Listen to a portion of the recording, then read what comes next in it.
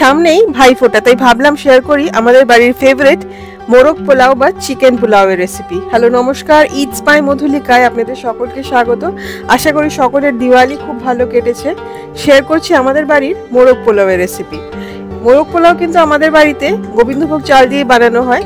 1.5 cup Gobindobhog চাল, পুরনো চাল হলে খুব ভালো হয়, নিয়ে নিয়েছি। খুব ভালো করে ধুয়ে নিতে হবে। ধুয়ে একটা ছাঁকনিতে রেখে দিয়ে জলটা ঝরিয়ে নিতে হবে, যাতে চালটা একদম শুকনো হয়ে যায়। চাইলে খবরের কাগজের মধ্যেও রেখে দিতে পারেন, তাতেও জলটা পুরো টেনে নেবে। চিকেন আমি এখানে দেশি মুরগি নিয়ে নিয়েছি 700 গ্রাম, চাইলে পোলট্রির মুরগিও ইউজ করতে পারেন। ম্যারিনেট করে নিতে হবে দই, 1 কাপ দই আর 1 চা চামচ গরম মশলা দিয়ে। এই গরম মশলার মধ্যে এলাচ, দারচিনি আর শুকনো লঙ্কা শুকনো কড়াইতে নেড়ে গুঁড়ো করা আছে। ভালো করে মিশিয়ে ম্যারিনেট করে রেখে দিতে হবে 15 মিনিট।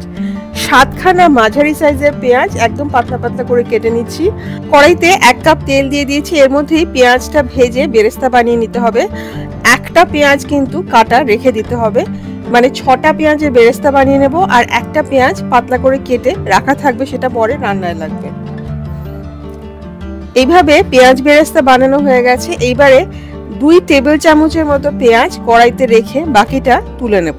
এই 2 টেবিল চামচ পেঁয়াজ কিন্তু আমাদের মাংসটা রান্না করতে লাগবে।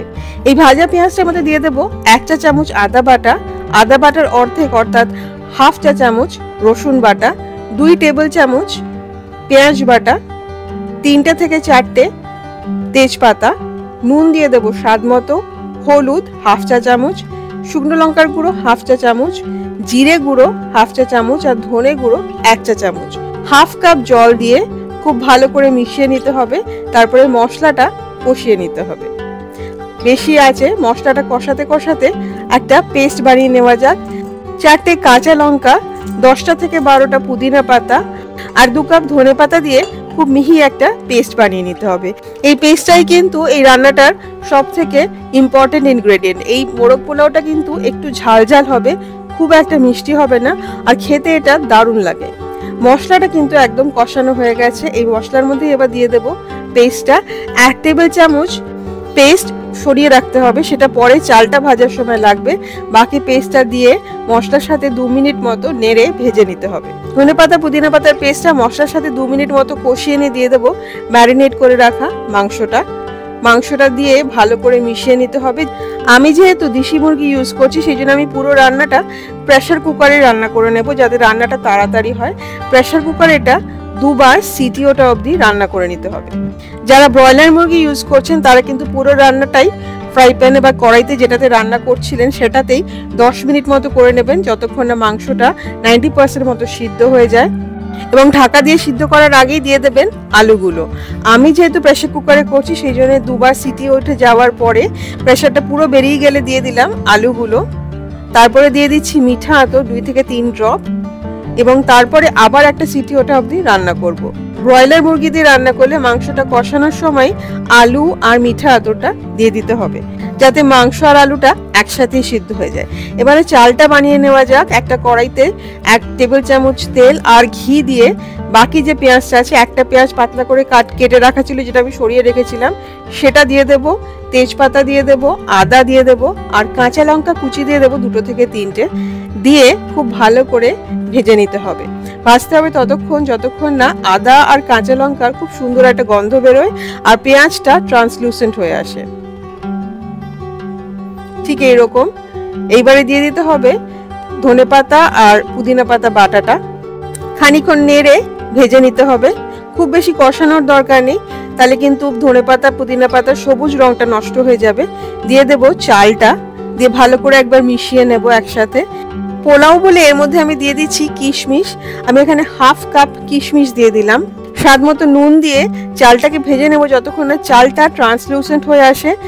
রান্নার সমস্ত উপকরণ ইনগ্রেডিয়েন্টসের লিস্ট শেয়ার করা থাকবে রান্নার নিচে ডেসক্রিপশন বক্সে, আর শেয়ার করা থাকবে আরও কিছু রেসিপির লিঙ্কে ক্লিক করলে রেসিপিগুলো দেখা যায়। দেখে ভালো লাগলে অবশ্যই ট্রাই করবেন, পছন্দ হলে প্লিজ লাইক করবেন ও শেয়ার করবেন। জল দিয়ে দিচ্ছি হাফ কাপ, আর দিয়ে দেব রান্না করে রাখা মাংসটা। টোটাল মানে রান্না করে রাখা মাংসটার মধ্যে যা গ্রেভি আছে এবং জল দিলাম যেটা, সব মিলিয়ে যাতে 3 কাপ জল হয় সেটা আপনারা দেখে বুঝে দেবেন। যদি দরকার হয় মেপে দেবেন। মাংসের ঝোল আর জল মিশিয়ে যাতে 3 কাপ টোটাল জল হয়, তার থেকে বেশি হলে কিন্তু চালটা গলে যেতে পারে, আর তার থেকে কম হলে চালটা কম সিদ্ধ হতে পারে। 1.5 টেবিল চামচ গুঁড়ো দুধ দিয়ে খুব ভালো করে মিশিয়ে নেব। এই সময় ঝোলের নুনটা টেস্ট করে দেখে নেব যাতে ঝোলের নুনটা একদম স্বাদ মতো হয়। ঝোলটা ফুটতে শুরু করলে ঢাকা দিয়ে রান্না করব একদম কম আছে 7 মিনিট। 7 মিনিট বাদে ভাতটা অনেকটাই সিদ্ধ হয়ে এসছে, কিন্তু জল কিন্তু এখনো আছে। এবারে দিয়ে দেবো এখানে চিনি, 1 চা চামচ চিনি। চিনিটা আগে দিনে তাহলে কিন্তু ভাতটা সিদ্ধ হতে সময় লাগতো বেশি। ভালো করে একবার মিশিয়ে নিতে হবে। দিয়ে দিতে হবে কাঁচা লঙ্কা, 4টে থেকে 5টা। কাঁচা লঙ্কাটা দিয়েও খুব ভালো করে মিশিয়ে নিতে হবে, মানে ভাতের মধ্যে ওটাকে ঢুকিয়ে দিতে হবে যাতে লঙ্কার গন্ধটা ভাতের মধ্যে চলে আসে। যারা ঝাল বেশি খান তারা লঙ্কাগুলো চিড়ে দিতে পারেন, আমি কিন্তু লঙ্কাগুলো গোটাই দিয়েছি। ছড়িয়ে দেব খানিকটা বেরেস্তা। এইবারে ঢাকা দিয়ে রান্না করব আরো 7 মিনিট একদম কম আছে দমে। এই 7 মিনিটের মধ্যে কিন্তু চালটা পুরো সিদ্ধ হয়ে যাবে। তৈরি হয়ে গেল মাংসের পোলাও, মোরগ পোলাও। ঢাকা দিয়ে রেখে দেবেন অ্যাটলিস্ট 15 মিনিট সার্ভ করার আগে। সার্ভ করুন রায়তার সাথে। ঠিক এইভাবে বাড়িতে বানিয়ে ফেলুন মোরগ পোলাও। আমাদের বাড়ির মতো আপনাদের বাড়ির সকলেরও এটা নিশ্চয়ই খুব ভালো লাগবে। ইটস বাই মধুলিকা অবশ্যই সাবস্ক্রাইব করবেন। সাবস্ক্রাইব করার সময় বেল আইকনটি প্রেস করলে আমি যখনই কোনো রেসিপি পোস্ট করব প্রথম নোটিফিকেশন আপনার কাছেই আসবে। রান্নাটা যদি ভালো লাগে শেয়ার করুন অ্যাটলিস্ট 5 জনের সাথে যারা রান্না করতে ভালোবাসে। কম তেল কম মশলা দিয়ে দারুণ দারুণ রান্না করুন। খুব ভালো থাকুন। দেখা হচ্ছে খুব শিগগিরই। Happy cooking. Thank you.